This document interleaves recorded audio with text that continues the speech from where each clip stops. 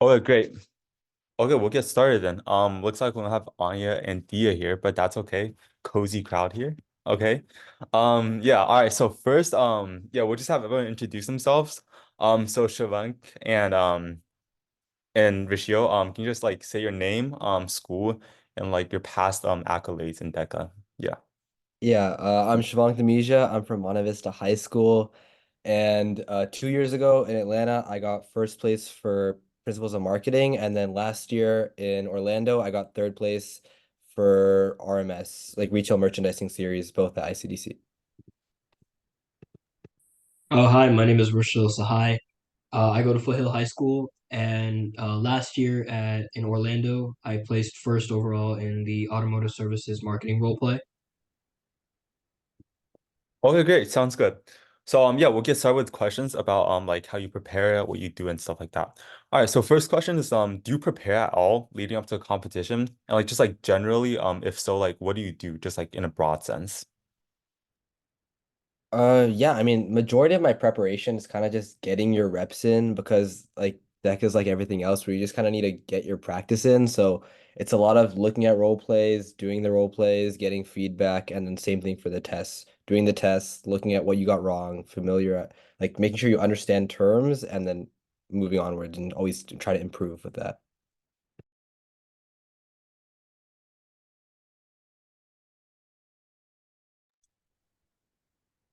Yeah, Yeah, Rashid. I think for me, a similar process. I like to like build on my strengths, with whether it's like working on PIs or just researching what other like above and beyond factors I can do. What helps for me is like taking notes, like sometimes during my various classes. If I see something that could be useful in my role plays, I would like write them down, and then I would later use that during my practice, see if it works. If it doesn't, then I'll change it up. But honestly, it's like just keep on like adapting and improving each day, basically. Yeah, that sounds amazing. So when you're first handed the role play, so I know that like individual series are pretty hard because of the time constraint. So do you do anything that's like out of the norm to like accommodate for the short amount of preparation time? Yeah, I mean, that as you said, like there's a big time constraint, and I think that's where it's kind of differentiating with an individual series event because with TDM you're allowed a lot of room for creativity because of the amount of time you have, but series it's more of what can you get done in the short amount of time you have. So that's where like honestly the practice is the most important because if you kind of have these predetermined ideas and processes of how you're going about your prep time, it's going to become much easier to get a lot more done and say a lot more. And I mean, for me, I guess like unique what I do is that majority of the time, if I kind of see the PIs and I've already known them before, I either kind of have that indication and I just don't write down the PI, which I don't really recommend doing, but at the same time, it's like there's always these different corners you can kind of cut after you get your reps in, and then it's you know exactly how you're gonna do it and it'll work for you. So kind of what Rishio was saying, play on your strengths and then try to cut corners there. Yeah, I think similarly for me, what I do is I try not to take like notes because I feel that when I have notes in front of me or if I look down, I sort of get distracted and my flow gets disrupted, which kind of like ruins my role play in a way. So I feel like by just having my props and my agenda with me, just to have some structure within the role play, that's what helps me best. And I just know what I'm gonna say based on like as Shivank was saying, like since we've done so many role plays in the past, we already have some background on the various PIs that they give us because there's only so many you can get. So basically, just speaking off of your mind and like what my teacher says, and which I've used for like a long time, is like basically faking it till you make it. So if you don't really know the PI, making sure that you're just continuing to talk, even though if it doesn't make sense, as long as you say it like confidently, that's all that matters. Yeah, that sounds great. So, when you go through each PI, like when you present and when you prepare, like, what's your general structure with each performance indicator?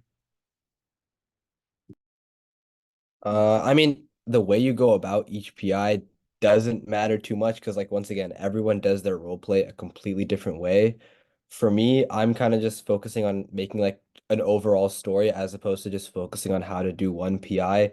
What would make the most sense overall in this actual scenario? And then you structure your PIs, how you're approaching them, whether this PI you're going to give a lot more content or you're going to give an idea.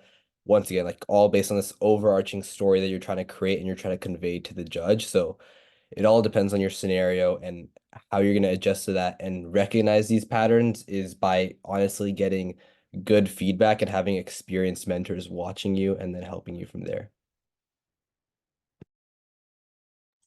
Yeah, I think like adding on, having like a storyline or like in my case, I use like campaigns within my PIs, is a really good thing. But specifically with your PIs, I like to use like the DECA acronym, so defining, elaborating, correlating, and then using it above and beyond. And I use that for pretty much all my PIs. So I want to give like a brief definition, then elaborate on that, like give a real world example, and then I want to bring it back, like correlate it back to the actual prompt, and then for the above and beyond, I like to use like a prop that I can show to the judge to sort of visualize what I'm trying to say. And I feel like that's what's really helped me in improving my role plays. Yeah, sounds great. So, next question is, when you're doing these PIs and going through your role play, like a lot of the times the judge will seem unimpressed, uninterested, or they'll just be bored or tired in general. So, like, how do you like approach like judges that come off as that way? Uh, yeah, once again, this is obviously playing to your strengths. I mean, you either wow the judge with your content and your ideas, or you wow the judge with how you actually convey your content and your ideas. And that's just how you're going to play upon your strengths. And if your speaking is your kind of wow factor, then you're going to want to make sure that you have extremely high energy and you're taking the judge by surprise because they're watching like 20, 30 kids at like the state conferences for the entire day. They're going to be kind of tired. They're going to be zoning out really early in your role play. So if you start off strong and you really capture their attention and make them like recognize that, oh, this person knows what they're doing, then they'll kind of pay more attention and you'll definitely get the score that you actually deserve that'll correlate with your content. I think for me, what's worked in the past is that like I like to try to be a bit more friendly, and have a more casual conversation with the judges. So if I were to have a professional conversation with like the actual judge and they're not like really feeling it or they're just not reciprocating the same energy, I'll try to tone it down a bit and like make sure that I'm like being a bit more friendly, smiling more, engaging more. That could be like more hand gestures or stuff like that, just to make it a bit more like casual so the judge can feel a bit more relaxed in a way. And I feel like that's really helped me in all the competitions. Yeah, sounds amazing. So, I'd suppose that at such a high level, visuals are probably a really like important part of your role play. So how do you utilize visuals in your role play? And is there any specific way to like make them stand out? Um, I think for visuals, it's about kind of making sure it looks very visually appealing because when you actually show the judges your visuals, that's what they're going to be focusing their attention on. So if that's something that doesn't look too good, they're immediately just going to ignore that and they're going to look at you. And especially if you're the kind of person that uses visuals for pointers and ways to kind of keep yourself going through the role play and making sure you're understanding, oh, I need to like hit this point, then if they're not looking at their visual and they're looking at you, they're going to tell that you don't know what you're doing. But if you have these kind of visuals that you've put more time into, you know how to make them visually appealing and they still have the content and convey what you want to convey, then it's definitely playing to your advantage. So I would really recommend that with your visuals, they're extremely important and try to focus on kind of getting these preset visuals when you're doing your practices that, okay, I know this looks good and I know this can be reliable and I can kind of implement this in any role play in any scenario. Yeah, I think for me, two things are really key. One, it should make sense with the PI that you're correlating to. When I judge role plays and when I mentor different people, a common mistake that I see is that people are using like visuals or props that don't really make sense, but they're just using it so that they can get like the above and beyond factor. And I think it's really important to notice that like if it doesn't make sense with a PI, you don't have to use it. And you don't even have to use a visual if you don't want to. And I think another really important factor is that instead of just using like boring tense and like using the same graphs or charts for each visual, try to think outside the box. Like, what would people use in the real world? That could be like employee handbooks, brochures, even making up like a pop-up computer with like some application on it. Anything that'll make it like stand out will really appeal to the judges. Yeah, amazing. Okay, so what do you do when you come across the PI that you're not confident in or that you don't know the exact definition of?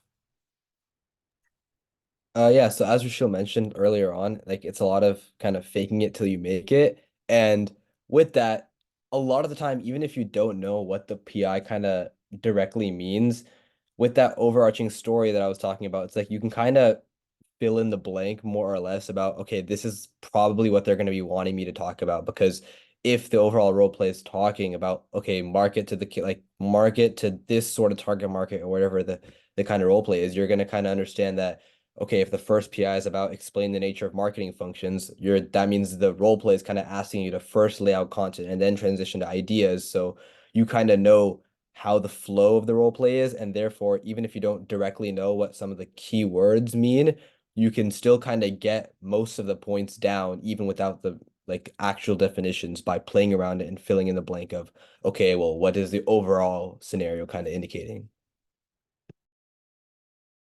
Yeah, I think adding on, what I tell a lot of my mentees is like if you're come acrossing a PI that doesn't make sense at all, just break it down. So like as Shivank was mentioning, if it's like a promotional plan or something like that, just like what is a promotional plan? You can just explain that and you can just go off of that.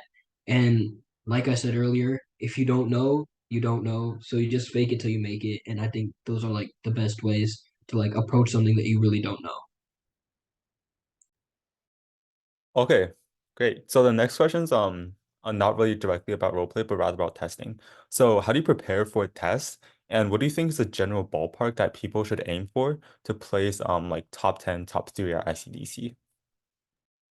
Uh, okay, yeah, so the first part addressing like the actual preparation with the tests.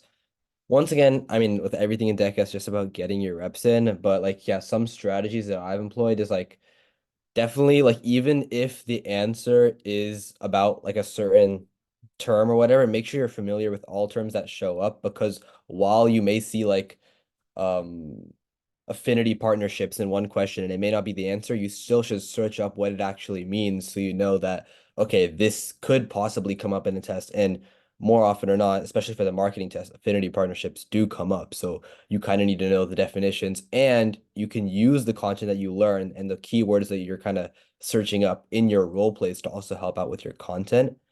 And then as per the ballpark, it's once again like it's completely determined on what you're good at. For me, I'm much better at my role plays, so I'm confident in my role play score. So therefore, I'm confident my ballpark. I can allow for a lower gap of my ball for my testing. But if you're someone that struggles a bit more with speaking, then you kind of want to play a bit more to your test score, and that'll your ballpark will change. So it's pretty variable with your ballpark for ICDC. I think for me, I'm a pretty bad test taker when it comes to like the competitive season. So I'm not really a good person to ask, but one thing that I've tried implementing is just doing a bunch of questions, whether that's on Quizlets, or actual practice tests online. Just keep on hammering those out, and I feel like my test scores have improved. And honestly, like Shivank was saying, just looking at key terms, will really help you in the long term because it not only will help you in the test, but you can use them throughout your role play. And as per like what the perfect score or like what score you should get at ICDC, if you want to be comfortable, is again, it depends on who you are as a person. If you are a better test taker, then maybe you can focus more on that and try to aim for like the high 80s to like lower 80s. But if you know you're a good speaker and that's what your expertise is in, then you can have a bit of a lower gap, as Shivank was mentioning. Yeah, I just want to chime in and like add on to Shivank and Rashio's like statement. Like I like fully agree. Like if you're a good role play person, then you don't really need to aim for like the perfect, 100 out of 100 test score. On Reddit and like, in general, I see a lot of people saying that like, oh, like you need like 95 or above, like 90 or above to place ICDC. And I think that's just like simply like not true. I've seen plenty of people place top three or even first at ICDC, myself included, with tests, in the low 80s, in the mid 80s, or even sometimes in the high 70s. So like I'd really just like once again to like say like don't be like discouraged if you're not good at testing. Like the test, especially at ICDC, it's meant to be hard. There's a reason why like people, like rarely get above 90 or like 95 and stuff like that. Yeah. Cool. Okay, so next question, last question. So not really anything serious. So like what are your future ambitions or goals for this competitive season? So like at States and ICDC? Uh, for me, I mean, I didn't get first for RMS, so definitely try to get that spot back. Like principles of marketing was good. Maybe now try retail merchandising series. Uh, and then maybe also try to get some writtens class at States. I'm not the best at writtens. I think for me, I want to double qualify for ICDC this year. Like each year that I've gone, I've always been either my written or role play. So this year I want to like try to get both. And as for ICDC, I honestly just want to go and have fun.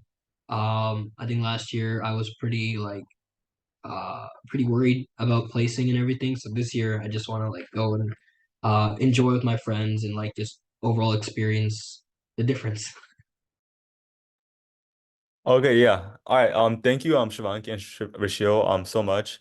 Yeah, so this is the end of our third session of Champ Camp. Next time we'll be focused on finance. All right, thank you everyone for tuning in.